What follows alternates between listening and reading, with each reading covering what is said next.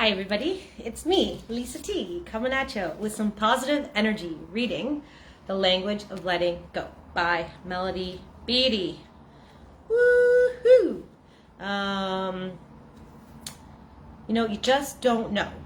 I just want to say, you just don't know what's coming down the pipe, Mom always told me you just got to keep showing up. And I've always said miracles don't happen in isolation.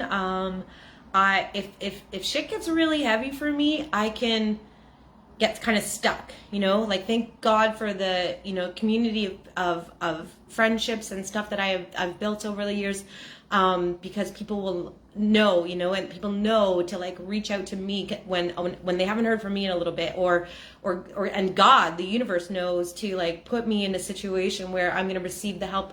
I always believe that God speaks through people. God speaks to our hearts and through our intuition, but often throughout my journey, I've recognized God speaking through people, the right people. So I'm sharing all that because you just don't know. And today I was just blessed with such wonderful support and this cool moment to ground myself. And yeah, so it's been an awesome day of being lifted out of the darkness for me. So I can't wait to see what the reading has to say. Investing in the back. Love. Okay, so we're doing July 17th. Love in words and action. Love is not, what did I hear recently? Yeah, I've heard over the years, love is not, love is an action word. Love is an action word. Gratitude is an action word. These deep words that we use, that we have to put actions. And recovery is all about that. It's an action. We gotta.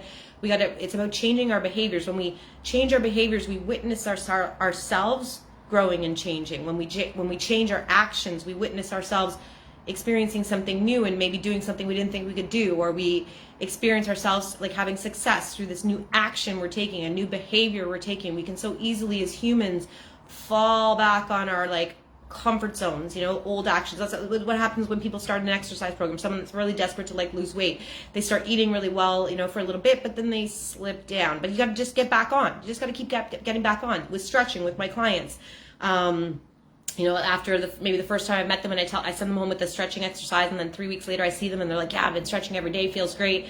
And then I see them a couple months later and they're like, yeah, I haven't been stretching. And I'm like, that's welcome to humanity. I always say, welcome to the human experience. Being a human, we tend to do these things. So that's why we go on a spiritual journey like this one. So anyways, yeah, I went off a tangent there. Yeah, we're talking about action words. So it's all about the action, that we got to take the actions, and we got to take them on a daily basis. We can't rely on Thursday's actions to support us in Sunday. We got to do it today. It's all about the now, living in the day, living in the now. So love in words and actions. Many of us have confused notions about what it means to be loved and cared about. Many of us were loved and cared about by people who had discrepancies between what they said and what they did. Oh my God, this is nailing it on the head for me. One of my triggers is confusion. If I'm getting mixed messages, I get really triggered. And I remember talking in therapy, and she's like, where do you feel it in your body? And I always feel it here. And then I recognize shortly after, I'm like, oh, that's this look that I have. That's my confusion look. Confusion is a very triggering emotion for me. If I feel confused, I can really panic, get into panic quickly, because it's about getting mixed messages, which, leads back to childhood. So yes, I can relate to this already. So many of us, were loved and cared about by people who had discrepancies between what they did and what they said. We may have had a mother or father who said, I love you to us, and then abandoned or neglected us, giving us confused ideas about love. Thus, that pattern feels like love, the only love we know. So then we seek it. We end up as human beings, we end up partaking and playing out old shit we haven't dealt with. So if we, we end up replaying stuff until we get it right. We end up reenacting it, and we'll actually subconsciously seek out another human to replay that with us. It's a weird psyche thing, weird subconscious thing, but so that's why we go on a journey, so that we can learn and grow, and then start again action, so we can change our actions, we can change our behaviors, and stop replaying the past. So so we the only love. So yeah, we have so the pattern feels like love. So you end up feeling, so something feels familiar now, and it's familiar, and you're like, oh, well, that's what it was like before, so it must be like that's what it is. So we're confused about it. So because that's the only love we knew back then. Some of us may have been cared for by people who provided for our needs and said they loved us, but simultaneously abused or mistreated us. Then that becomes our idea of love. You know, what we witness as children, that becomes our model for life. I heard something today about it's all comes actually back to less than 7 years old. So this stuff was all, any stuff you're dealing with today, any emotional discomfort is triggered back to something prior to 7 years old. So yeah, so we had people who cared about us but simultaneously abused us or mistreated us, and then that became our idea of love. Some of us may have lived in emotionally sterile environments where people said they loved us, but no feelings or nurturings were available. I was in my teens. I've worked on this in therapy. There's a specific target I can think of that I'm working on as we speak. And it's about that confusion. It's about being told something, but then I was feeling something else growing up. I heard words, but then I intuitively felt something opposite from the words I was hearing. Very confusing. So some of us may have lived in emotionally sterile environments where people said they loved us, but no feelings or nurturing were available.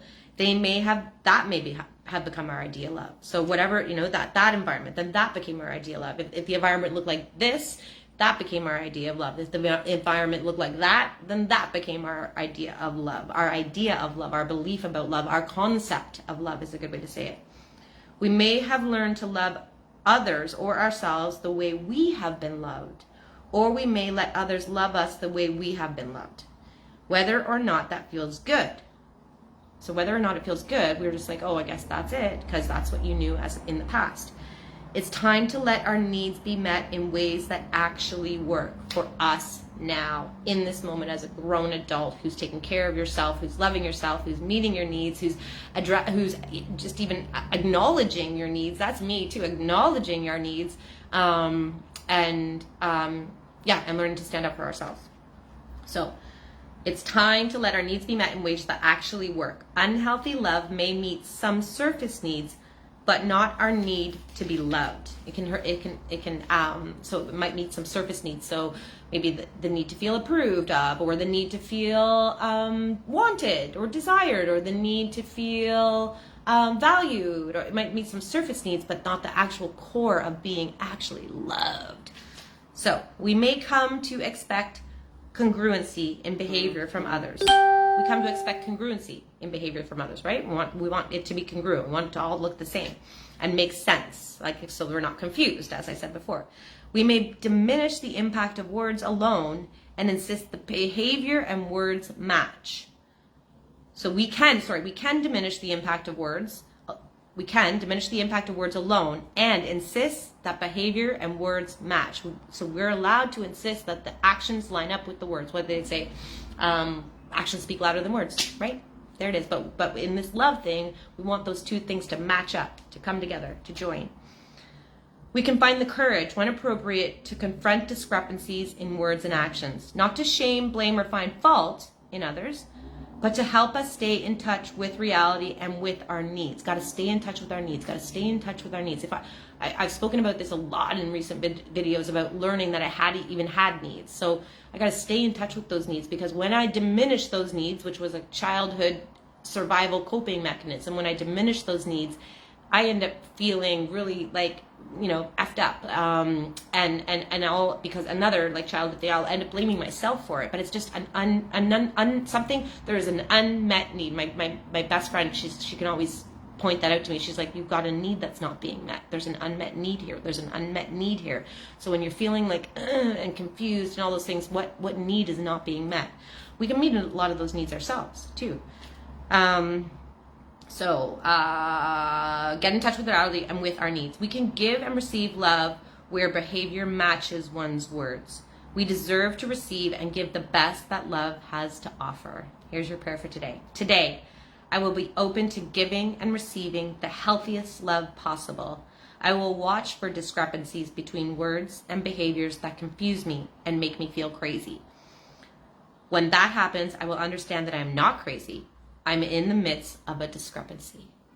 Oh, yeah, that's empowering, right? So just, why do I feel so crazy? No, there's an unmet need. Some discrepancy is happening. I'm feeling confused because there's words and actions are not lining up. Yeah!